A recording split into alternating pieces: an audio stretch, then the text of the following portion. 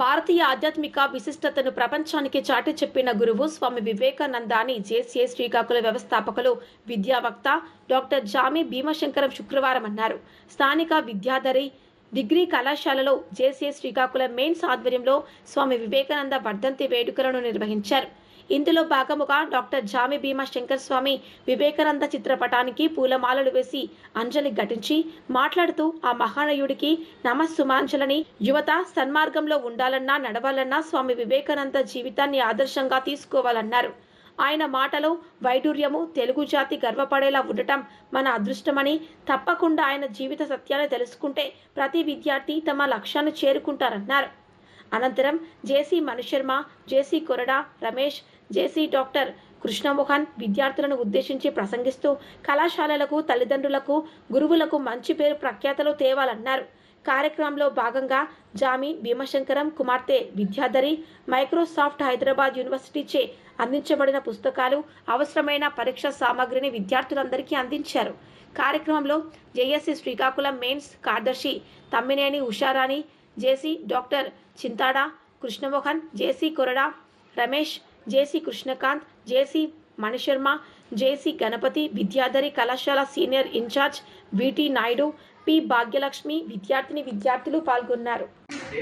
మా అమ్మాయి మన కాలేజీ పేరే విద్యాధరి, జామి విద్యాధరి హైదరాబాద్లో మైక్రోసాఫ్ట్లో పనిచేస్తుంది. మైక్రోసాఫ్ట్ వాళ్ళు బాగా చదువుకున్న విద్యార్థులకు పుస్తకాలు కొన్ని కిట్లు ఇవ్వడం జరిగింది. డాక్టర్ కృష్ణమోహన్ గారి వేదిక కోరుతున్నాను. డిస్ట్రిబ్యూట్ చేయడం జరుగుతుంది. స్వామి వివేకానంద ఆధ్యాత్మిక కాన్ఫరెన్స్ ప్రపంచ దేశాలకు చాటి చెప్పిన యువ ప్రవక్త స్వామి వివేకానంద.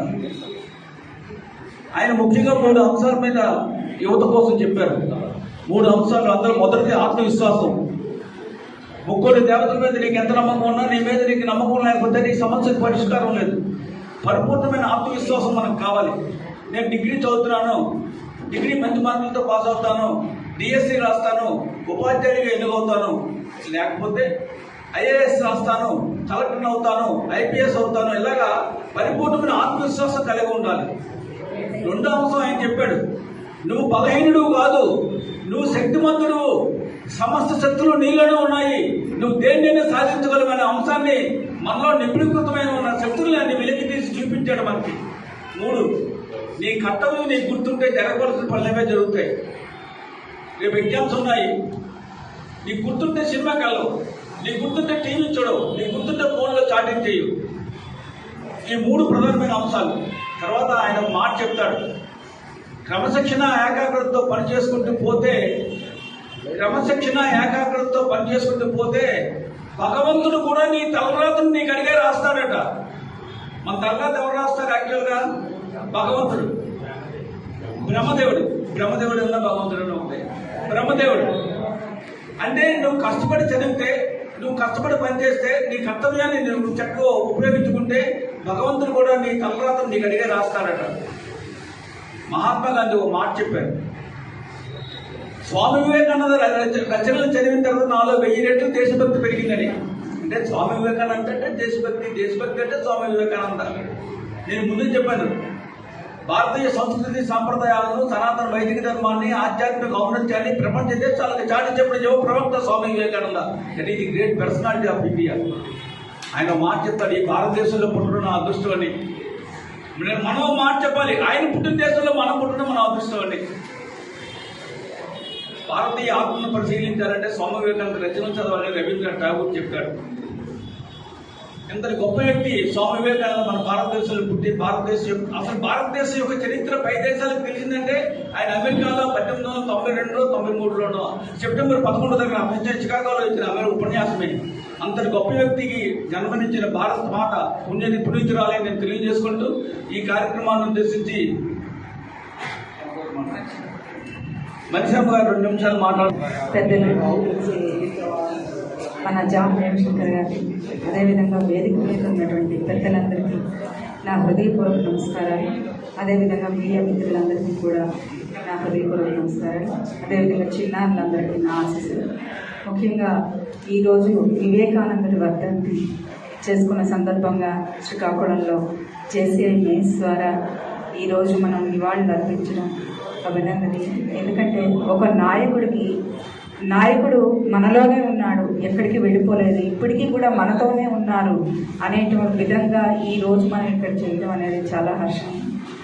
ముఖ్యంగా వివేకానందుల వారి గురించి చెప్పాలంటే మన సాంప్రదాయాలు, మన విలువలు, మన ఆచారాలు మన దేశంలోనే కాకుండా మన సంస్కృతి సాంప్రదాయాలను విదేశాల్లో కూడా అమెరికా, ఇండోనేషియా, ఇంగ్లాండ్, నెదర్లాండ్ చాలా దేశాల్లో, ఎన్నో దేశాల్లో అతను మన దేశ ఖ్యాతిని ప్రపంచవ్యాప్తంగా తీసుకుని వెళ్ళి అక్కడ అన్నిటినీ కూడా వాళ్ళతో పాటే, ఎందుకంటే మనతో పాటే ఇక్కడ మన సాంప్రదాయం, భారతీయ సాంప్రదాయం ఎంత విలువైనదో తెచ్చి అతను ఒక రామకృష్ణ పరమహంస శిష్యుడిగా చేరి అతని ఉద్యోగాన్ని, అతను చేసేటువంటి న్యాయవాద వృత్తిని, టీచర్ని అన్నీ వదిలేసి మన సాంప్రదాయ విలువలకి కట్టుబడి ఈ సనాతన ధర్మాన్ని ఆచరిస్తూ అతని జీవితాన్ని అంతటినీ కూడా ఈ విధంగా మన సాంప్రదాయాలన్నింటినీ కూడా ప్రచారం చేస్తూ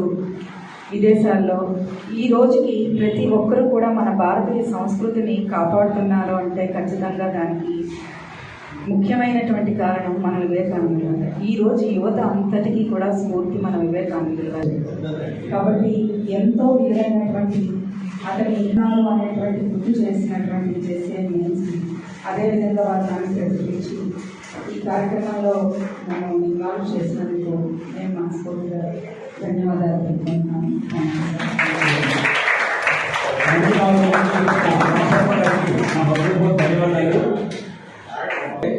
నా శాస్త్ర జీవితం ఆయన పాఠాల దగ్గరికి వెళ్ళిపోవాలండి. నేతాజీ సుభాష్ చంద్రబోస్, ఆజాద్ హింద్ ఫౌజ్ దళపతి మన నేతాజీ అని ఒక సినిమా సంవత్సరానికి 50 లక్షల ప్యాకేజీలో ఉంది. నేను చెప్తే పొరపాటు చేయడం, నేను చేయడం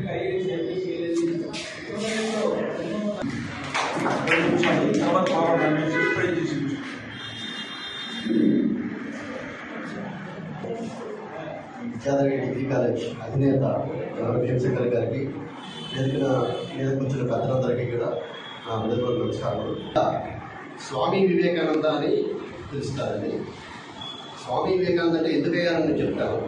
స్వామి వివేకానంద వర్ధంతి సందర్భంగా ఈరోజు మనం అందరం కూడా ఇక్కడ ఆయనకి నివాళులు అర్పిస్తూ ఈ సందర్భంగా మనం కలుసుకోవడం జరిగింది. సో అతను అసలు పేరు నరేంద్రుడు. ఆయన రామకృష్ణ పరమహంస గురువు గారు. ఆయన ఎంతటి గొప్ప వ్యక్తి అంటే ఆ మహనీయుడికి కాళికాదేవి స్వయంగా ప్రత్యక్షమైంది. అంత తపశక్తి కలిగిన మహాసంపన్నుడు ఆయన. వివేకానంద స్వామి గురువు. సో ఆయన దగ్గర శిష్యకం చేసిన తర్వాత ఈయన అమెరికా వెళ్ళి అక్కడ మన తెలుగు జాతి గర్వపడేలా, తెలుగు జాతి సమస్తం గర్వపడేలా అక్కడ స్పీచెస్ ఇస్తూ ప్రజల్ని